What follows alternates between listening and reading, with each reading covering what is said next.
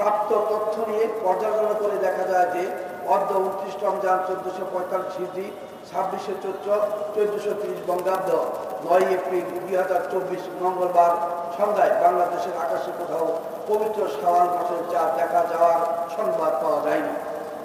এমত অবস্থায় আগামী 27শে চৈত্র 1430 বঙ্গাব্দ 10 এপ্রিল 2024 বুধবার রমজান মাস 30 দিন পূর্ণ হবে। 28শে চৈত্র 1430 বঙ্গাব্দ 11 এপ্রিল 2024 বৃহস্পতিবার থেকে 1445 হিজরি সালের পবিত্র শাওয়াল মাস গণনা শুরু হবে। প্রেক্ষিতে আগামী পহেলা শাওয়াল 1445 হিজরি 28শে চৈত্র 1430 বঙ্গাব্দ 11 এপ্রিল 2024 তারিখ বৃহস্পতিবার সারা দেশে পবিত্র ঈদুল ফিতর উদযাপিত হবে ইনশাআল্লাহ।